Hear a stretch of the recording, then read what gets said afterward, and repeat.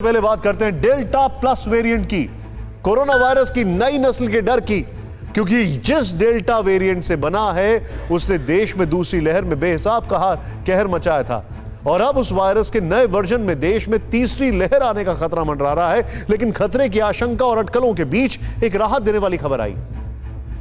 नीति आयोग और Covid task force के member doctor VK Paul ने यह कहा है कि डेल्टा प्लस को लेकर अब तक ऐसा कोई भी वैज्ञानिक डेटा नहीं है जिसके आधार पर यह कहा जा सके कि यह वायरस का यह नया रूप ज्यादा तेजी से फैलता है। यह अच्छी खबर है। इसके अलावा डेल्टा प्लस वेरिएंट से वैक्सीन का असर कम होने की आशंका को लेकर कोई वैज्ञानिक डेटा नहीं है जो साबित कर सके कि इससे टीके बेअसर हो सकते हैं। लेकिन इसका मतलब यह कतई नहीं है कि डेल्टा प्लस के डर को दरकिनार कर दिया जाए, एहतियात बरतना छोड़ दिया जाए, क्योंकि डेल्टा प्लस वेरिएंट को लेकर अभी भी रिसर्च चल रही है और इसीलिए कुछ भी ठोस तौर पर कहना मुश्किल है। लेकिन जिस डेल्टा वेरिएंट में म्यूटेशन से यह बना है उसको लेकर पक्के तौर पर कहा जा सकता है कि वह बहुत तेजी से लोगों को अपनी चपेट में लेता है। इतना ही नहीं, कहा यह जाता है कि इस डेल्टा वेरिएंट का जो स्पाइक प्रोटीन है वो लंग सेल्स में बहुत तेजी से कैप्चर करता है। भारत समेत दुनिया के 85 देशों में फैल चुका है और उसके कहर के चलते कई मुल्क दोबारा लॉकडाउन में लौटने लगे। क्या आने वाले दिनों में कोरोना और ज्यादा कहर बरपाने वाला है? क्या कोरोना के कहर से एक बार फिर दुनिया में लॉकडाउन लगने वाला है? इन सवालों को जन्म दिया है डेल्टा वेरिएंट ने, जिसने नई लहर की आशंकाओं को और डरावना आकार दे दिया है।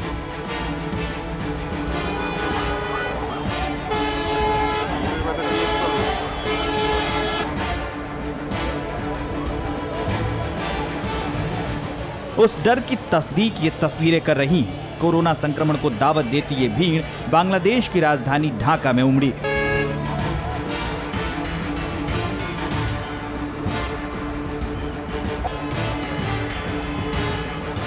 न जमीन पर और न बोट पर कहीं भी ठीक से पैर रखने तक की जगह नहीं थी, लेकिन भीड़ बढ़ती जा रही थी। ये वो प्रवासी मजदूर हैं जो कोरोना के बढ़ते प्रकोप से एक बार फिर लगे लॉकडाउन की वजह से ढाका छोड़कर जा रहे हैं ताकि भूखमरी के वायरस की चपेट में ना आ जाएं। लेकिन ये भीड़ इन्हें कोरोना विस्फोट की चपेट में जरूर ला सकती है। वो कोरोना विस्फोट जिसने बांग्लादेश में एक बार फिर से लॉकडाउन की वापसी करा दी है और इसके लिए डेल्टा वेरिएंट को जिम्मेदार ठहराया जा रहा है। बांग्लादेश में कोरोना संक्रमण से होने वाली मौत का रिकॉर्ड टूट गया है। 27 जून को यहां 119 लोगों की मौत हुई, जो एक दिन में मौत का सबसे बड़ा आंकड़ा है। जिस डेल्टा वेरिएंट ने हिंदुस्तान में दूसरी लहर में बेहिसाब तबाही मचाई, मौत का तांडव किया,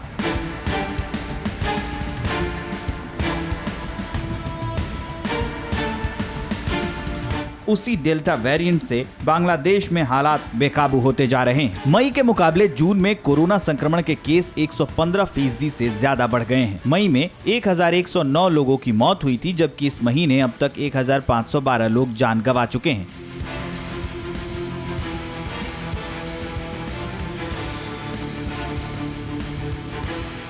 साफ है कि डेल्टा वेरिएंट संक्रमण के नए और घातक संस्करण की आहट दे रहा है। लिहाजा केस और मौत बढ़ने के साथ ही डर का ग्राफ बढ़ना स्वाभाविक है। ऐसे में सिर्फ बांग्लादेश नहीं बल्कि दुनिया में लॉकडाउन रिटर्न की आहट एक बार फिर आने लगी है।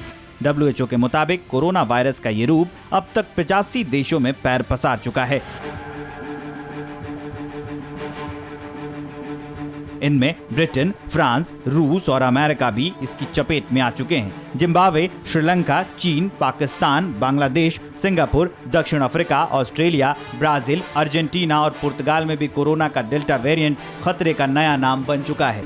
पुर्तगाल की राजधानी लिस्बन में डेल्टा वेरिएंट केस मिलने के बाद से पूरा मुल्क सहमा हुआ है। मई के मुकाबले यहां जून में 2 गुना से ज्यादा केस रिपोर्ट हुए हैं, जिसके बाद डेल्टा वेरिएंट के संक्रमण की कड़ी को तोड़ने के लिए लिस्बन और अलगार्वे में लॉकडाउन जैसी सख्त पाबंदियां लागू कर दी गई हैं। कोरोना के कहर के बढ़ने के पीछे सबसे बड़ी वजह बीते दिनों वैक्सीनेशन के बाद मिली ढील से बड़ी लापरवाही रही। 2 सबसे बड़ी मिसाल ऑस्ट्रेलिया और इजराइल हैं। ऑस्ट्रेलिया में 22 फरवरी को कोविड टीकाकरण की शुरुआत के बाद रोजाना आ रहे नए मामलों की संख्या औसतन 10 पर सिमट गई थी, जिसके बाद विक्टोरिया और न्यू साउथ वेल्स में सार्वजनिक जगहों पर मास्क लगाने के नियम में ढील दे दी गई। लेकिन डेल्टा वेरिएंट की दस्तक के बाद ग्रेटर सिडनी इलाकों में 2 हफ्ते का लॉकडाउन लगा पड़ा है। मास्क हटाने की जल्दबाजी इजराइल को भी भारी पड़ी है।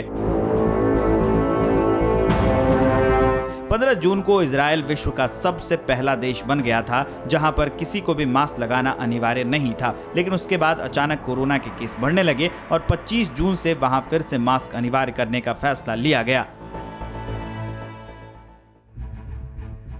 इजराइल में बिगड़ते हालात बड़ी चिंता का सबब है, क्योंकि जितनी बड़ी तादाद में इजराइल में लोगों का संपूर्ण टीकाकरण हुआ वो दुनिया में कहीं नहीं हुआ। इजराइल ने अपने देश की 60% आबादी को वैक्सीनेट किया है और इसमें से माइंड 80% से ज्यादा बुजुर्ग हैं।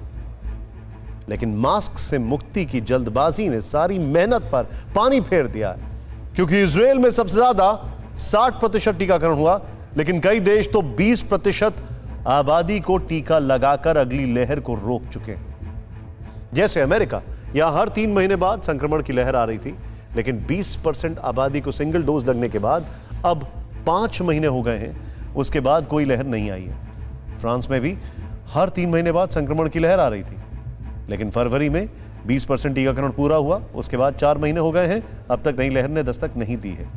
इटली में दूसरी लहर 3 महीने और तीसरी लहर 4 महीने बाद आई, लेकिन 20% टीकाकरण के बाद 3 महीने हो गए हैं, केस घट रहे हैं और देश अगले महीने से मास्क फ्री हो सकता है। वैक्सीनेशन के मोर्चे पर हिंदुस्तान भी जोर शोर से आगे बढ़ रहा है। जल्द से जल्द और ज्यादा लोगों को वैक्सीनेट करने की कोशिश की जा रही है और कोरोना के खिलाफ कवच हासिल करने की जद्दोजहद जारी है। कोरोना से जारी इस जंग में आज हिंदुस्तान ने मजबूती से एक नया रिकॉर्ड बनाया। वैक्सीनेशन के मामले में भारत ने पूरी दुनिया को पछाड़ दिया है। देश में 32 करोड़ 36 लाख से ज्यादा वैक्सीन की डोज लगाई जा चुकी है, जो एक वर्ल्ड रिकॉर्ड है। इतनी डोज तो अमेरिका में भी नहीं लगाई गई। कोरोना से जारी जंग में यह उपलब्धि बहुत बड़ी है, क्योंकि अमेरिका में भारत से करीब 1 महीने पहले वैक्सीनेशन शुरू हुआ था। कोरोना के खिलाफ जारी जंग को वायरस के संक्रमण की कड़ी को तोड़कर जीता जा सकता है। इसके लिए सबसे कारगर हथियार वैक्सीन है। इस हथियार को और असरदार तरीके से इस्तेमाल करने के लिए हिंदुस्तान को एक बड़ा मौका मिला है। दरअसल अभी तक आशंका जताई जा रही थी कि कोरोना की तीसरी लहर अगले 6 से 8 हफ्तों में आ सकती है, लेकिन अब इसके दिसंबर तक टलने की उम्मीद जताई गई है। केंद्र सरकार के कोविड-19 वर्किंग ग्रुप के प्रमुख NK अरोड़ा के मुताबिक ICMR की स्टडी से पता चला है कि तीसरी लहर देर से आएगी। ये दिसंबर तक टल सकती है। ऐसा होने पर देश में ज्यादा से ज्यादा लोगों को वैक्सीनेट करने का समय मिल जाएगा। ICMR की पिछले 24 घंटे में एक स्टडी आई है, जिसमें ये बताया गया है क्योंकि हमारी दूसरी जो वेव थी वो काफी लोगों को उसका प्रभाव हुआ, संक्रमित हुए लोग, इसलिए तीसरी वेव आने में अभी समय है। हमारे पास लगभग 6 से 8 महीने का समय है। इस विंडो पीरियड में, इस अंतराल में अगर करीब करीब सभी लोगों को टीका लग जाए तो शायद तीसरी वेव ना आ पाए। देश में फिलहाल करीब 4% लोगों को वैक्सीन की दोनों डोज लग चुकी हैं और 15% लोगों को सिंगल डोज लग चुकी है। एक्सपर्ट्स के मुताबिक करीब 70% आबादी को वैक्सीनेट करके संक्रमण पर काबू पाया जा सकता है। सरकार का टारगेट दिसंबर के अंत तक इन्हीं 70% लोगों को, यानी देश की पूरी वयस्क आबादी को वैक्सीनेट करने का है। देश में करीब 93 करोड़ वयस्क आबादी है। इतनी आबादी को वैक्सीन के दोनों डोज लगाने के लिए 186 करोड़ डोज की जरूरत है।